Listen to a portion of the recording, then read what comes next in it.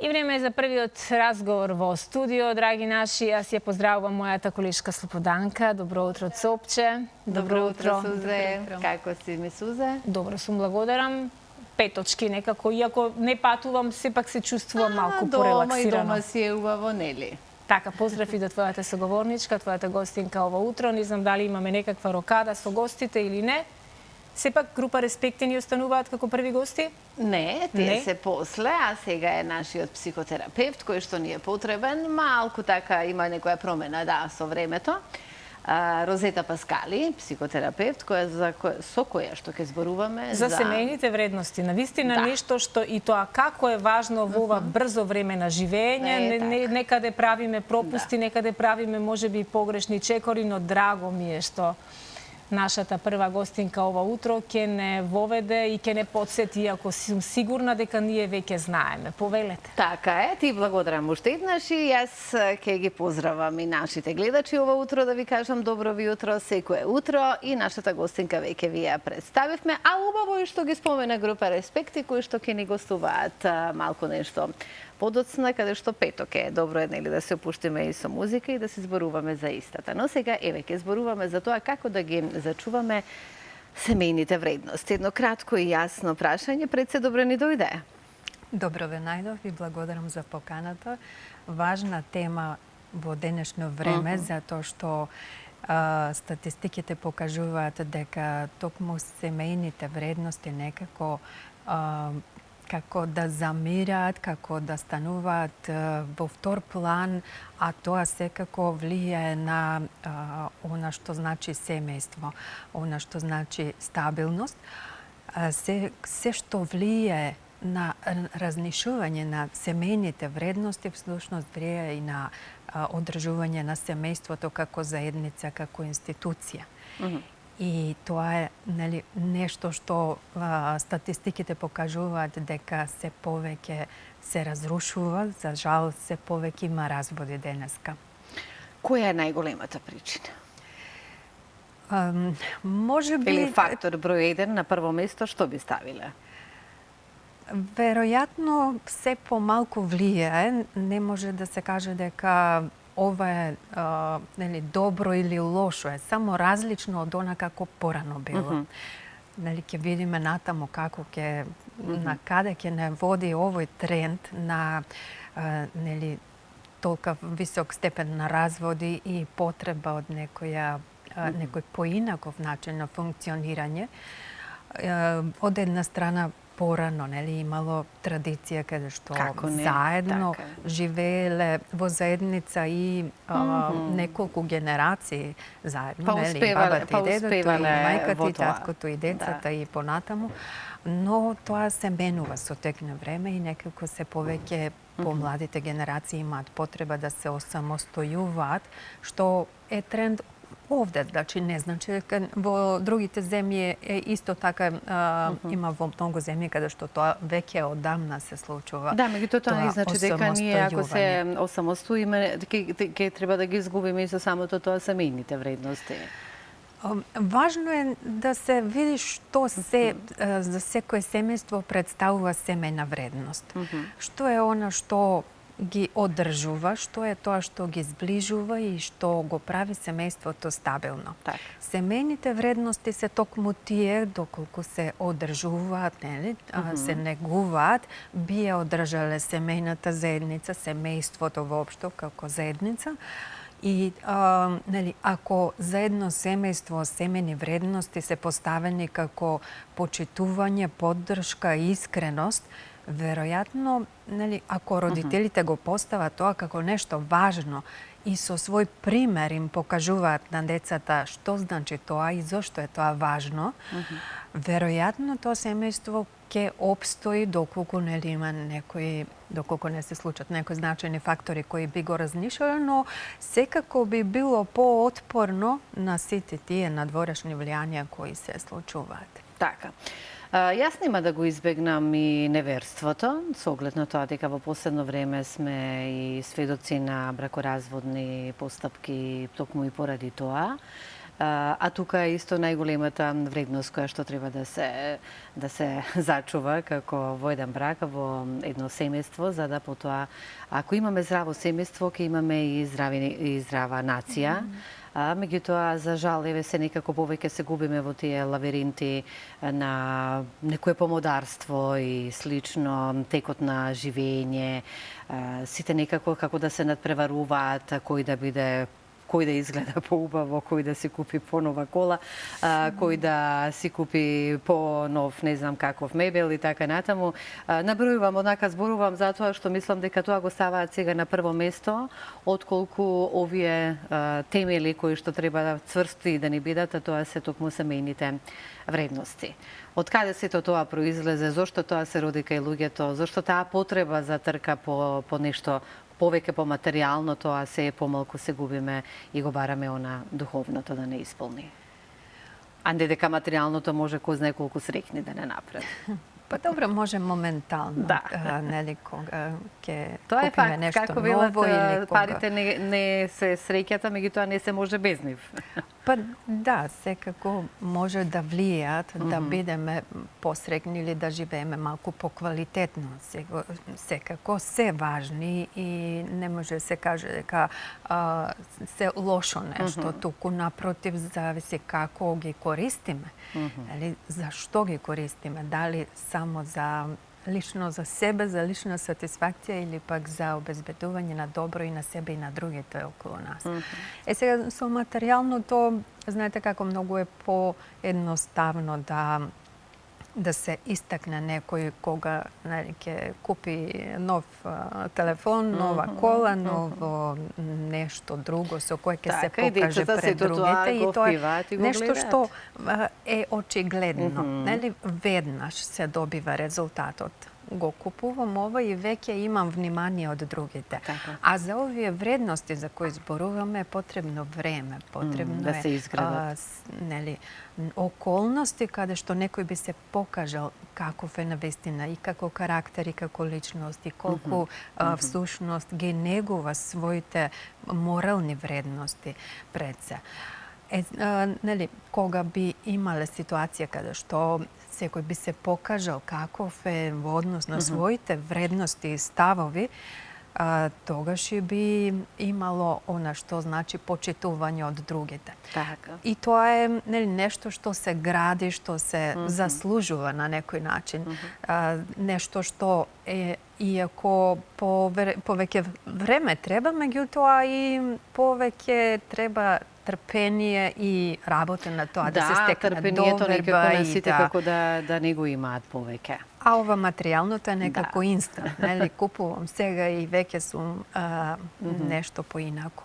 Да, многу е тешко во ова време во кое што живееме и се надевам дека нема да биде така барем во иднина, затоа што треба многу да се зборува и во училиштата, предпоставувам за тоа, нели, за дечињата да се образуваат и родителите. Гледаме и самите кога сме едни со други, на каков принцип и начин исто така се воспитуваат и дечињата, бркајќи ги оние нивни петки и оценки и така натаму, за да исто така се китиме со тоа и да кажеме дека нашето дете на училиште ги има сите можни убави оценки. И некако тоа чудно ми доаѓа затоа што и тука мислам дека се губат секакви вредности, затоа што не ги воспитуваме онака како што е потребно, за да самите ги заслужат и што се заслужил тоа и да се добие. Меѓутоа и најосновните оние пак морални вредности, поздравување, нели, за добро утро, добар ден и добро вечер, и тоа некако како да го подизгубивме. И не само тука дечињата, туку забележувам дека тоа се случува и од многу повозрастните, ако некој те пресретне во зграда, и без разлика, ако не се познаваме, најкултурно е да се поздравиме еден со друг, меѓутоа, а па камоли за оние што ги познаваме. Сега оттаму кога ќе наидете на такви луѓе, се запрашувате па како овие луѓе функционираат тогаш во домашни услови? Па, веројатно слично. Веројатно постои дистанца. И тука се губи, се ги препознаваме веќе. И веројатно е нешто научено од претходно. Се е тоа нешто што се учи иако и во училиште, како што рековте, ама и во домот. Прво е она што се случува во домот, што е тоа што родителите ги учат децата. каков пример им даваат и колку се наметнуваат само правила за почитување, а колку е објаснето што значи тоа и поради што е тоа така. Кога има комуникација меѓу родителот и детето, кога има квалитетно поминато време, каде што не е тоа само внимание, туку и почит. Родителот покажува почит кон детето и обретно. Каде што се посветува внимание за тоа што се случува со детето. Родителот како одговорен треба да знае што се случува со детето, така што ќе разговара, така што ќе одвојува редовно време, иако тоа може да се сведе и на некои ритуали, што пак ќе даваат едно чувство на сигурност и припадност. Секако ритуалите се и за тоа, нели? Припадност на едно семејство, на една група или пошироко. Иако тоа може да биде и семеен ручек во недела или некој друг ритуал каде што семејството ќе се собира, барем тогаш. И убаво е, нели, ако се има доволно време и почесто се случува да редовно разговараат, да се одржува таа блискост помеѓу родителот и детето, така и детето ќе научи поради што тоа се случува, поради што и како се одржува блискост со другите. Па макар и да се тоа, нели, случајни станари кои живееме, нели, во иста зграда и се сретнуваме. Непоемливо било порано, јас сум барем од тие генерации, да не поздравиш некој. И тоа ти останува, како што убаво објаснивте, во текот на целото твое живење, без разлика на годините и така натаму. Едноставно знаеш дека тоа влегува во тебе и нема излегување понатаму. И затоа што тие нешта, тие вредности ни ги пренеле нашите родители. Многу убаво кажавте, значи се зависи и од родителите, меѓутоа, еве, во ова време во кое што живееме, сите знаеме, јас ги споменав, нели, оние материјалните нешта кон кои што, за жал, сите стремат или да се пофалат каде патувале, каде уживале, што јаделе. По социјалните мрежи тоа можеме и да го забележиме и да ги видиме. Зошто е таа потреба за наметнување до тој степен? Колку сме ние успешни во се, а од друга страна ги избегнуваме оние нешта кои што треба да ги имаме на првото место? Па потребата од внимание секако секој ја има. И сега, доколку не се случува тоа во домот, ќе го бараме надвор. Најчесто е така. Што значи дека во домот се почесто се случуваат проблеми, што вака гледаме дека се луѓето едноставно реагираат на начин на кој што го кажа. Ако некој е задоволен тоа што се случува дома, како живее, со кого живее, како го гради семејството за да се одржува, нели, да биде стабилно и да одоле на сите притисоци и влијанија од средината и, нели, на тому што следуваат настани, веројатно ќе има помала потреба да се покажува пред другите. Да се експонираме. Да го добива вниманието од надвор. Кога е поставено вниманието да е насочено кон тоа што се случува дома, градење на здрави односи во семејството, поставување на цели кои тоа семејство ги има, без разлика дали се тоа материјални или поинакви некои вредности кои самото семејство го поставува како цел да се одржува. Кога е тоа важно, тогаш, нели, знаеме на каде одиме. Има некое заедништво, секој да влијае на свој начин за да придонесе, за да тоа функционира, да се реализира, да се оствари.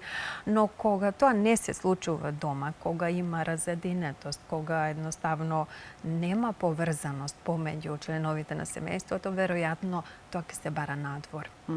Затоа, нели, имаме и неверства, имаме и разводи, да, затоа има она потреба да се покажам на социјалните мрежи што се јас направив, да го добијам вниманието од другите, не од дома. Што значи дека ќе дојдеме до заклучок дека многу е важно во животот да не брзаме и за брачниот партнер или за било што, затоа што доколку е со љубов, имам примери И многу е убаво и така кога ќе погледнеш и ќе знаеш дека некој многу убаво функционира во животот во бракот, затоа што како велат, ако има љубов во бракот, се гради се понатаму и ако се задржи она почит кој што брачните парови ја имаат еден со друг за да продолжат понатаму, за да газат цврсто.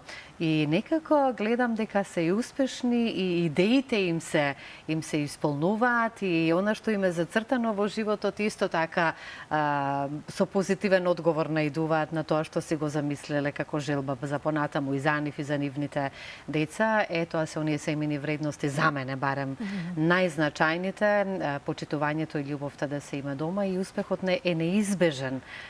Слога куќата ја гради, така беше, нели? Да, секако за основање на семејство и брачна заедница воопшто најдобро е кога би било тоа со љубов и да се изберат тие самите, за разлика од порано, нели, за пред многу години каде што некој друг го регулирал тоа. Да, и тоа знаеле да го почитуваат во тоа време. Значи се менуваат семејните вредности, порано било традиција така, сега е нешто друго, каде што човек има слобода да избере со кого ќе живее, како ќе живее. И повторно се прават грешки. Грешки. Може би е грешка тоа што некои сметаат дека само љубовта е доволна за да се основа брачна заедница и тоа да трае. Може би е доволна за почеток, за да се поврзат двајца, но да се одржува таа релација, за да трае, за да биде тоа долгорочно, веројатно ќе бидат важни тука и почитувањето, искреноста и поддршката во сите ситуации што ги носи животот. Така, јас мислам дека наметнавме и тема токму за она зашто сите знаат и сите сигурно и го зборуваат ова, разговараат и така натаму. Меѓутоа, прво треба да сите оние семејни вредности кои што треба да ги сочуваме, треба да ги пренесеме на децата, без разлика и ако сме разведени или пак не ни одело во бракот, тоа не значи дека нашето дете не треба да ги зачува оние семејни вредности кои што треба да ги има со мајката и кон мајката и кон таткото или обратно, едни со други и после разводот да се почитуваат, со оглед на тоа дека ги имаш се повеќе, па затоа го кажав ова. Меѓутоа посакувам да стремиме кон посветла иднина, а како што кажав, со здрави дечиња, со здрави семејни вредности имаме и здрава нација. И ќе имаме и поздрава држава и така натаму. Сузе, се согласуваш? Тука ќе завршиме. Розета, многу благодарам, па се гледаме повторно, ќе промовираме книга на која што работиме, па ќе подариме и на гледачите, но тоа веќе од септември здравје. Само да сме живи и здрави. Ние тука е завршуваме. Многу ви благодарам на овој секогаш актуелен разговор. Значи, буквално ваквите теми треба да ги отвараме барем еднаш во месецот, ако не почесто. Ви благодарам многу што еве дадовме едно подсетување на важните семејни вредности, на тоа каде некогаш и несвесно навистина правиме грешки или сме нетрпеливи. Трпението, велат, треба да го учиме и тренираме цел живот.